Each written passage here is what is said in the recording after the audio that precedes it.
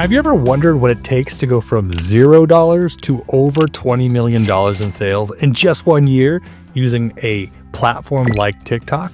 Well, if you've ever wondered that, then I have the perfect guest for you today. Brandon, one of the co-founders of Easy Bombs. Easy Bombs are like bath bombs, except they have spices that you put into a crock pot to make your meats taste great. And Brandon and his team have cracked what it takes to win on TikTok with TikTok shops. And he's willing to share how they're doing it, how they're thinking about it, and how they're thinking about the potential of TikTok being shut down by the government, how they're planning their business moving forward with or without that change. If you've ever wondered what it takes to win on TikTok Shop and engage thousands, in their case 10,000 plus people in helping to promote and sell your product, then this episode of Marketing People Love is for you.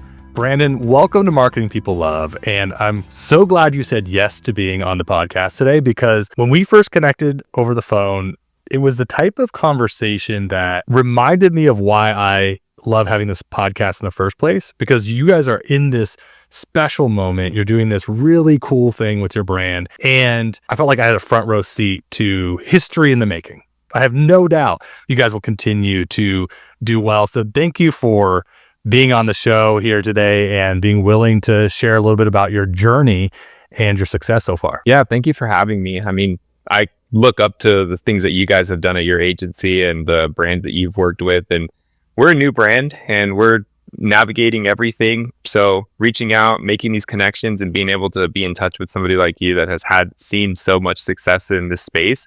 It's actually humbling and awesome for me to actually be a part of it too. So appreciate you having me. Looking forward to this podcast. So Easy Bombs, when we talked about it, you guys have really captured something. You know, you've grown by tens of millions of dollars in sales just in your first year. You've done it with the very modern tools of content, meaning, you know, being available in terms of on TikTok or on YouTube Shorts or Meta and all these different places. You've done it really by driving awareness through these more organic type videos and channels and TikTok shops. And I think you are doing something that so many people can only, like, they're like, how could I possibly do this for my brand? So let's back all the way up and say, where did this idea come from? And how did you know that this was going to be something to create short form content around that people, like, how did you know that, or did you know that this is something that people were responding to? So the brand was really born out of the fact that I seen that TikTok was rolling out this new platform, TikTok Shop. So when I started to understand the incentives behind what it means to sell on TikTok Shop, I knew that it was a rush and a race to get there as quickly as I could to have a product on there. I didn't want to go the traditional route of, you know, drop shipping stuff and doing all those other things. And I really wanted to take a stab at making a brand. So I did a lot of research and started to come up with different ideas. In some of the research that I found, I saw that bath bombs at one point had their big virality moment. Now they're a huge business still. I mean, still multi-billion-dollar business with bath bombs, you know, globally, but it's not so exciting anymore. And then on the other side, you got this food space with birria, and that authentic Mexican dish is on its like historic uprise as well. So just somewhere along the way, I thought of crossing these two. Let me give you the timeout. Let me give you the timeout, because go for it. When you said birria is having its moment, where did that come from? Were you seeing it? Was it Google searches? Like, how did you know birria was having its moment? That's what I want to know. There was some Google search trend data that was definitely there. And then you start seeing so many of these places popping up. I'm really intimate with like looking at what's going on TikTok and Instagram. And in the food space, you see people making these tacos and pull them apart. Everybody's commenting like, oh, how do I make those? How do I make that? And you even see fast food chains like Del Taco sell birria now. So it's definitely on this huge uptrend. And that was a lot of the reasoning behind why that was the first flavor. But the most important one is it's my mom's recipe. Like, she's made this since I was a kid. So it just naturally was like, hey, we have Hispanic background, Hispanic roots. My mom knows how to cook all of these amazing dishes. And when we thought of that idea of putting these two things together, it just was like an instant light bulb moment. I mean, and I will say, you know, my own personal experience with it, it's interesting because you guys have captured three things. You have captured the fact that it is unbelievably simple to cook with. Right. I threw a chuck roast in there. I chose to do like I looked at the directions. I chose to do like the full day. And it's hard to explain the feeling, but like coming home from work and having the whole house smell like that birria, and then having that like, but did it really work like the TikTok videos I've seen? And then opening it up and then having it just like fall apart and shred. And then obviously giving it to my wife and my son, having my 9-year-old son be like, these are really good, you know? And I literally did quite literally nothing was what it felt like. It was so simple. I just put meat in the bomb. There's something so wrong about just that water. Just water, meat, and then a bomb, and that's it. It's like, are you sure there's nothing else? Exactly. And so the other thing though is that the bomb makes it fun. It does. It's like, it's different. You could have a different form factor. You could have this little rip it off. You know, I'm sure you could take that same stuff, make a powder form. And it's just like, you guys have done it well. I love that you called easy bombs, because easy and bomb is in the name, you know, and just looking forward to seeing how people come to know you all, because I'm sure you have so much on your product innovation roadmap of what you can do with this. I mean, you could probably make bath bombs if you want to. You shouldn't. That's a weird thing to cross pollinate. But you guys have really nailed that sense of fun. And I'm curious, like, where and how that's come through in the content you started making that people resonate with. Is it just as much as just literally just constantly showing meat falling apart, looking delicious? I see you guys do a lot of live selling, or at least I've noticed that. Where and how does like the angles, the fun happen with your content? How are you thinking about marketing on these platforms? Yeah, so the angles of fun are kind of a little bit of an evolution. So when we first started, you got to think nobody's seen this before. So our first and primary thing was, let's just show how the product works.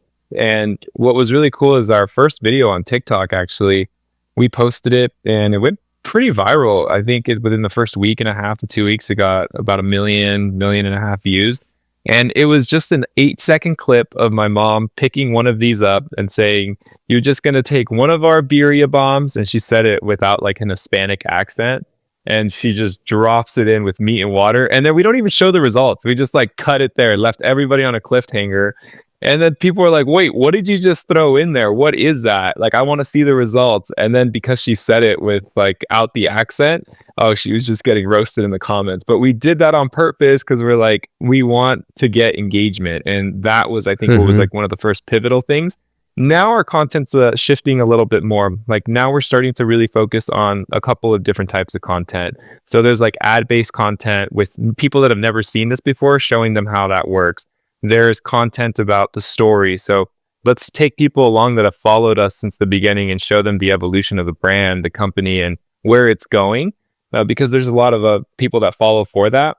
And then the other one is we're trying to get a little bit of fun in here, like maybe some like higher quality content, maybe launching a YouTube channel where we show long form cooking, because it is really easy to do what we do, but then the other steps that people just like to see those details, we really want to lean into that. So it's growing as the company's growing. Yeah, I love that. And that story about your mom's content, it's a little bit of a kick I've been on lately, where truly people are so used to seeing things done perfectly that the imperfections are what drives interest and engagement. And I'll never forget this. I had a video that I shot just for my own personal content on TikTok. And at the end of it, I noticed I had like a little piece of like a white feather in my hair.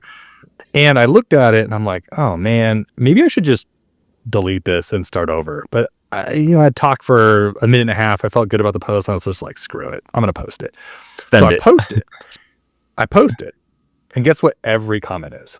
It's like, a feather. Oh, I can't even concentrate with that crap in your hair. What is that white stuff in your hair? Like, I actually created a name for it. I was like, that was troll bait. It was troll bait. It was just like a little thing in my hair. And that video, there was nothing special about it. And it went on to do like hundreds of thousands of views because people were watching, they were commenting, the algorithm picked it up. And I've noticed this a couple times that like, there's a video right now that is, I think on the 2 platforms has done like 10 million views, right? That I posted. And I'm reviewing my buddy's brand, but there's a cookbook in the background that says the Chicken Bible.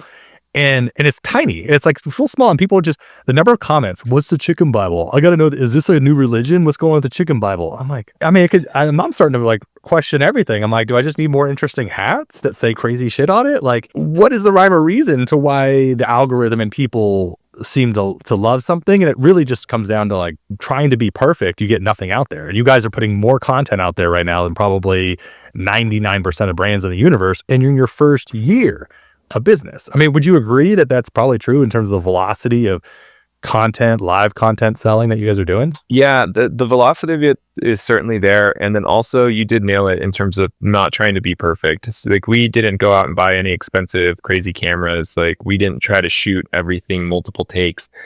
We honestly would try to get everything just in the first take. And if it worked, it worked. And if it didn't, like unless you completely messed up what we were going to do, then we would just reshoot it. But it's certainly, there's an audience for who you're targeting when you're looking at the TikTok side of things and the Instagram with the reels and then the TikTok algorithm side.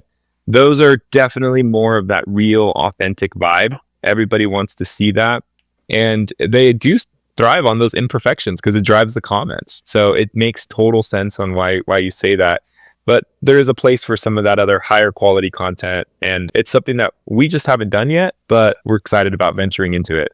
So I have a question for you around advice that you would give, because I would say so for the most part, our agency does a lot of work with Meta, YouTube. I would say our number one channel right now is just television and CTV in terms of where people are making higher quality creatives and investing into. And the one mystery for so many brands seems to be this TikTok shop, TikTok marketplace. And we'll get into some of the like what ifs of what might happen. But the bottom line is like it's clearly working, and it's working for some brands. Like we've worked with a couple brands this year that have grown so rapidly. Cakes is a good example. They're a nipple cover brand for women. Just absolutely, taken off using TikTok shops. And so what are the factors that you would say these are factors that I feel like make your product extra strong for the TikTok marketplace? And what have you learned in this year that you're like, man, I wish I had known going into this, or wow, I learned this the hard way about what does and doesn't work? So one thing that I've noticed for sure for TikTok is that it is an impulse buy. When you're scrolling through, you're going through an algorithm of videos where somebody's doing a backflip, then you see like another funny video, and then all of a sudden you land on something that you may have never even seen before. And they're banking on the fact that you can make some kind of content that will get them to convert. Now, what I've seen is that you want to position your content and your style of things to get those people to want to buy that product, but you really want to tap into the affiliate side of it. That's where I think TikTok really shines at. Because I think without the affiliate stuff, we certainly wouldn't have hit the numbers that we've hit. I think right now we're working with something like 10,000 affiliates per month because they're just getting samples, they're posting videos. Some of those videos go viral, some don't. But I mean, when you have 10,000 videos being posted about your product, brand awareness is through the roof. We see so much spillover to our website. Now we're seeing spillover to Amazon. So it's just about a brand awareness strategy using the platform for what it's good at. Impulse buys, get affiliates out there talking about it. Because then you're not sitting there spinning your wheels trying to make 10,000 videos. You couldn't do that in a month. That doesn't matter how big your company is. But we can work with 10,000 people. Yeah. You're crowdsourcing the community. I have one comment and one follow-up question on that. The comment is, it's interesting to hear you describe it the way you did, because even before we met, I would just, people would be like, what do you see working well on TikTok? And I would be like, well, they're the type of items that if you were in line at TJ Maxx and they were right there while you're trying to check out, you might just pick up and grab, right? Yep. I'm like, there's something about it that's unique, something about it that grabs you. And so I'm thinking about like, what have I bought off of TikTok shops, right? Without any influence outside. I'm like, I can name them out loud. I bought a floor mat cleaner solution for my car, which worked fantastic, but it was like $15. I bought Easy Bombs. I bought a hat that said God Silliest Goose on it. My wife hates it, so I never wear it anymore. But I think it's hilarious. And so it's like that's. I mean, if there was a mug that's a God silly excuse too, it's that type of stuff that like is highly demonstratable, kind of under $25, and anyone can buy. Just seems to really be the magic formula for like what seems to move. Now, what my question to you is 10,000 people. How did that happen? Like, and does that costing you then? It sounds like 50 to 60, $70,000 a month of product that you're sending out. Like they're not paying for the product, correct? So I guess let me give you the how it happened. So we, as I mentioned in the beginning, wanted to launch on TikTok Shop when we started, but we didn't even get on to TikTok Shop until about March. So we started back in November of 2023. So around March is when we started co-packing the product. We weren't making it out of my mom's house anymore. And then we got on a TikTok Shop. I personally thought, oh man, this thing is going to take off. We have over 100 and something thousand followers already. It's just going to be like a rocket ship.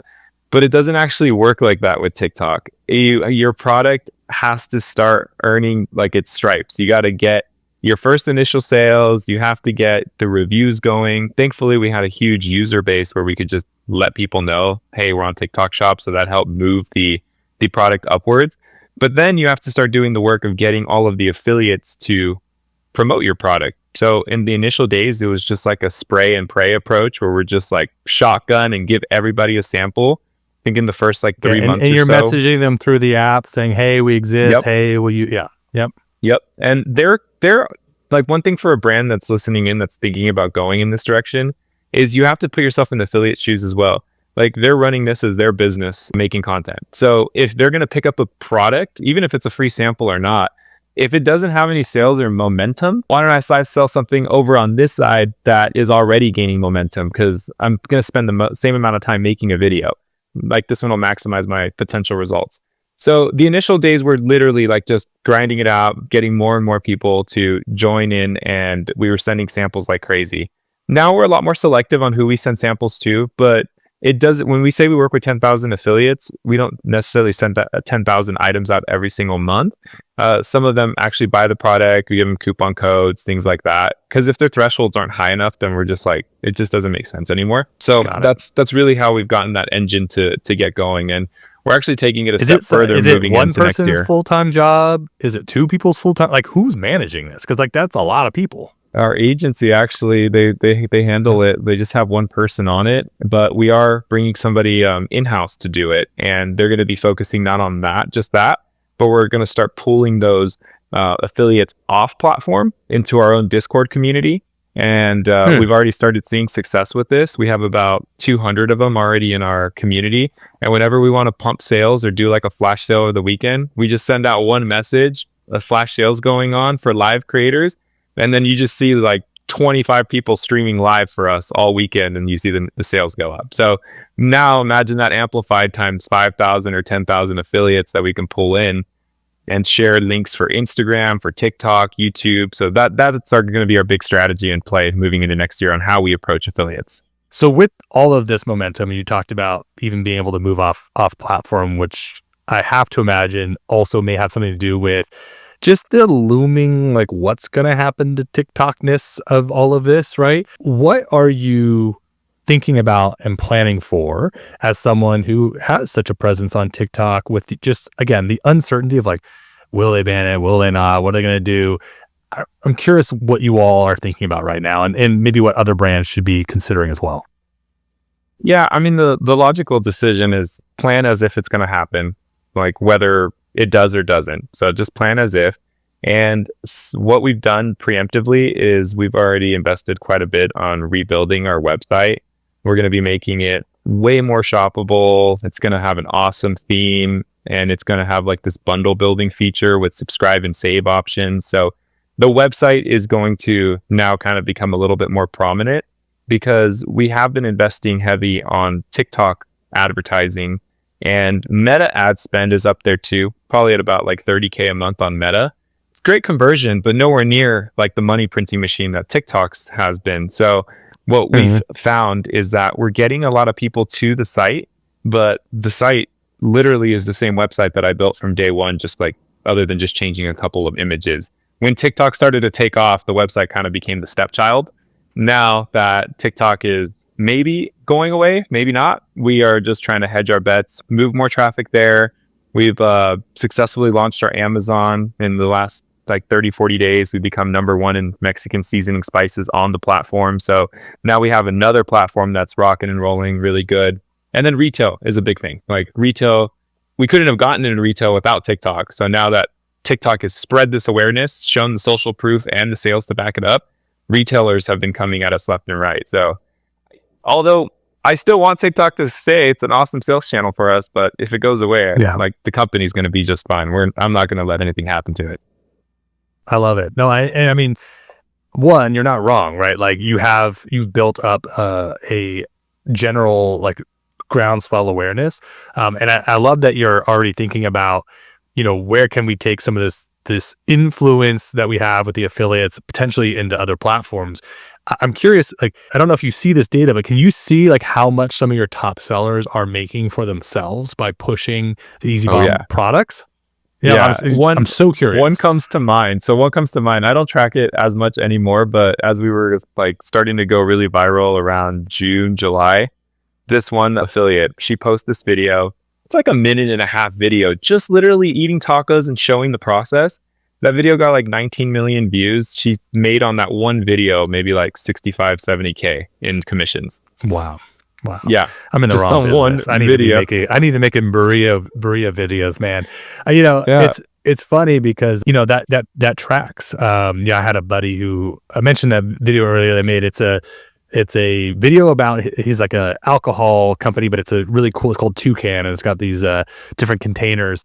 And then I called him up and I'm like, what have you seen any palpable difference in your sales? He's like, well, yeah, I mean, we haven't done anything else, and we've sold, $100,000 worth of product in like a week. And I'm like, oh wow, like that's crazy. Now I'm like, then my mind goes, dude, then you need to like keep doing this over and over again with as many people as you can from an affiliate standpoint. I'm like, because I just like made one video and it happened to the algorithm liked it, which went. And I'm like, so that tracks. Like if that had scaled to 19 million views and like the amount of, and I was getting 20% of the revenue or 15% of the revenue, 10% of the revenue, I'm like, yeah, you can make a lot of money, with these platforms in the right moments. So it's so fascinating to think. I wonder if other platforms, Meta has a shop. They just haven't activated it in this way. And I'm curious if they're going to consider it. YouTube doesn't have a shop, but man, so much commerce happens through YouTube. I'm curious if some of these other platforms aren't going to decide to mimic the model of what if, regardless of what if TikTok comes or goes. Meta's already kind of doing it. Yeah, so Meta does do it, and their shop feature is just kind of connected to your Shopify. So what really sets TikTok apart from some of the other ones that are doing something similar is that the other ones are just kind of redirecting traffic with a different face back to your Shopify. So like you do all fulfillment, you handle all that. TikTok is truly trying to be like the Amazon marketplace where they hold the money until you fulfill that order. And that's something that Meta or any of these others that I'm seeing aren't really getting involved with. I'm sure there's a lot more difficulties to do that. But when you talk about a company like Meta, it's like they could do that if they wanted to do it tomorrow. So totally. I'm not really sure where they're going to go with it, but I have seen YouTube starting to test affiliate stuff. So maybe they're dipping their toe in on that and seeing how affiliates works on the YouTube side of things before they maybe roll out something big like that. And so looking into this next year, as you're poised to grow, through retail, through all these different channels, as someone who is seeing so much success with the short form content, where has your mind gone beyond updating the website to reaching new audiences and new places? Where's your focus? Like, where are you all thinking in terms of top channels to grow for next year? Some of the channels that we really want to grow next year are going to be definitely Amazon. That's, I think, one that is so much untapped potential that I really think can actually bring in sales figures, if not the same rate at TikTok, maybe even bigger. And our number one thing with the retail side of it is we have a lot of awareness already. And it's so funny, like we run into people all the time that recognize my mom on the street, or even on airplanes. They're like, oh, what do you do? And then I'm talking about it and they pull it up on their phone. They're like, you're talking about this? So I know fun. That. So it's cool to see that that's happening. But what my biggest thing and like our focus is with the retail play and trying to get on every channel that we possibly can is that we have a huge head start compared to anybody else in the space that may be wanting to try to do something like this. And I really want at the end of the day that even if there are products like this that are going to be popping up, it's inevitable, that I want them to think about Easy Bombs first. That Easy Bombs is the one that's here, that started it, and that's the brand. That's the right. Google. Yeah. Yep. Yeah. That's right. I mean, and you're right. I mean, every single industry, everything, the idea of having ownable IP or whatever else, it's like, it's a race to gobble up people's mind share and people's love of the product, right? Like there is a feeling that's attached to the overall brand, the overall experience. And part of that, right now it's coming from maybe their interactions with either that TikTok content or seeing your mom. But then once it gets into retail, I mean, there's people are having their own experiences before they've even, they just see the product and they like the packaging and they're not, they don't have that context. And so, it becomes more interesting as a brand to like build that sense of like, this is who we are. And this is how people, like, I don't hate to say control the narrative around your brand, but it's like when there's a lot of voices and a lot of things happening, I think a lot of brands start to have a lot of different versions of themselves floating out there in space. And they seem to sometimes consolidate it around, more traditional advertising, like, well, we're going to have some ads that just come from us so that people understand like this is what we're about, or this is who's behind it. It might be fun to think about putting your mom in like a more of like a connected television type of commercial that literally just remarkets against your site traffic. So when people hit the site, they're like watching television, there's your mom's face and they're like, oh, like I'm putting it all together, but you're not spraying and praying on like who's seeing it. It could be really fun. Right. Yeah. And especially that could be cool as we are rolling into all these retailers, because now we can pinpoint, okay, this is where the retail location is. Like, let's just run ads around that area to bring people to the store. Because once you get them to buy the product once, like we're seeing over 30% return and keep coming back. So that's just like on a month-to-month basis. So I think people actually genuinely love it. And if we can just get them to see it and just taste it, I think it's all, we've won them over when any other competitors may be coming out. Like they're going to look at ours as that's the one I want to go with. These other ones just feel like a generic brand, or it's probably not the same, Totally. Well, and I will say, there's only one Cheez-It. I don't know. There's a million versions of Cheez-Its out there. I don't know how they get that one to taste so good. I have no doubt that Easy Bombs is going to be the Cheez-It of the space. Man, thank you for your time today and telling your story. And I can't help but wonder, like, I think everyone listening to this at this point are like, all right, if I haven't tried it, I got to try it. Where should they go to buy it right now? Where would you send them? Easybombs.com. Easybombs.com. There it is. And then build your bundle, enjoy all the flavors. And I can tell you firsthand, not only does it taste great, it's super fun and super easy to do. I mean, what more can you ask for? Yeah, you really can't mess it up. Like you just drop in meat, water, and one bomb and walk away. That's it. It's in the name. It's easy. It's in the name. It's easy. That's good. All right, man. Well, that's the show. I appreciate you coming and sharing your experience. And that's what we have today on Marketing People Love. I've been Jacques Spitzer, and if you enjoyed, please make sure to subscribe so you never miss any of these guests that I'm hand selecting to bring in, because they have stories like this that are so interesting and can literally change the trajectory of the business that you are part of forever.